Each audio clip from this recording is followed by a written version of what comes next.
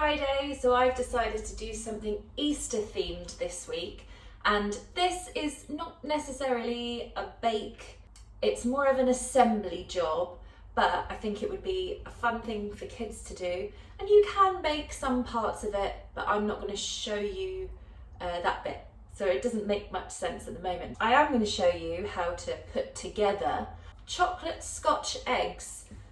I've had a few people asking me to make these for a while now, and I've decided to give them a go. So I'm going to use Cadbury Creme Eggs in the middle.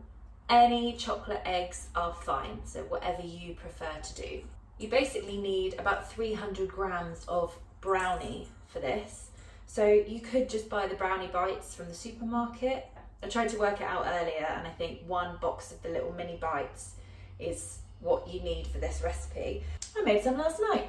I've made some with a bit of biscoff spread running through it because I'm going to use biscoff biscuits also in the recipe, so I think it would tie it together quite nicely. Sorry. Oh yeah, hello. It seems counterproductive if you've just made a beautiful batch of brownies, but we need to smash them up. So however you like to do that. Don't really like smashing up cake that I made late last night. If you do want to make these brownies, then go to my Instagram, and it's on the highlights there called Easter Brownies, and instead of adding the mini eggs in, I just put dollops of biscoff spread on the top. The reason that I didn't add extra things in is because we want to make this sort of like a paste to mould around the eggs. So if you're going to add mini eggs or anything like that, then it's just going to be a bit lumpier. So by all means make brownies, but just be aware that if you're adding chunky things into them, it's going to make that bit a bit more difficult. And these should be quite a gooey brownie, because otherwise you might need to add something extra like a bit of buttercream, but I think we're going to be okay with these because they are quite soft and gooey. But again, if I did need to add anything, I'd probably just put a dollop of biscoff spread in, because I love the stuff and I need to get rid of it before it all goes down my throat just with a spoon. Now is the messy-ish bit. I've got my cream eggs. Ooh. I actually did put these in the fridge to firm up, because we're going to have to put things back in the fridge to get it nice and cold and firm. So it's just a way to speed up that process and make it a bit easier when you've got them in warm hands. So first of all, just take a little, I don't really know how to do this. Like a little, like that, a little bit. You can always add more.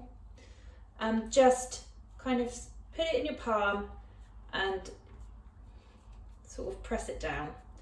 If you're doing this with kids, I'm sorry about the mess and the cleaning up afterwards. And then I'm going to stick my egg in. And that sounds weird. And then just press the brownie around the egg.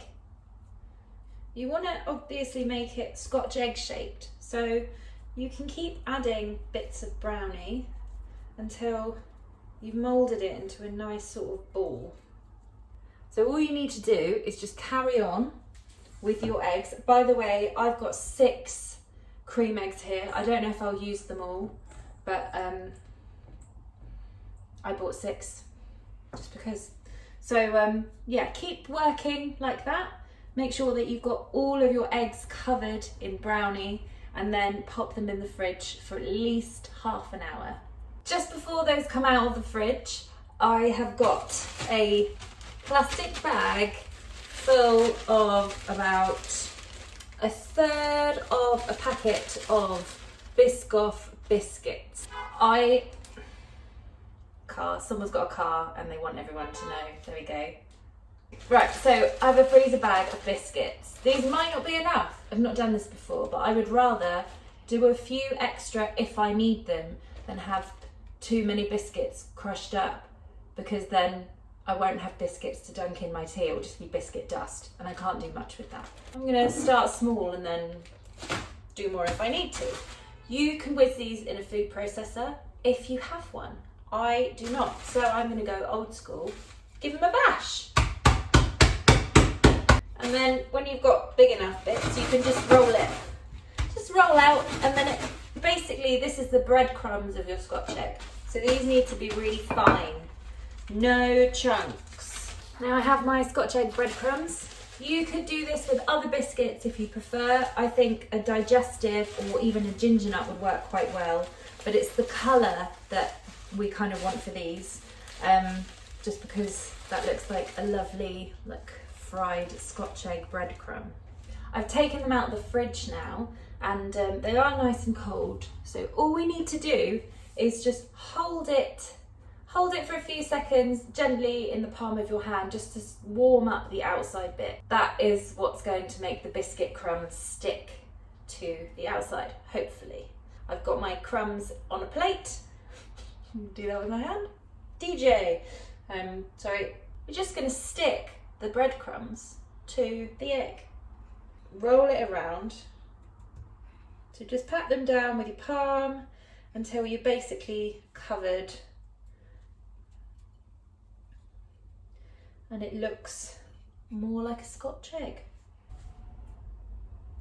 So just keep going with your eggs until you've got them all covered in the biscoff biscuit breadcrumbs.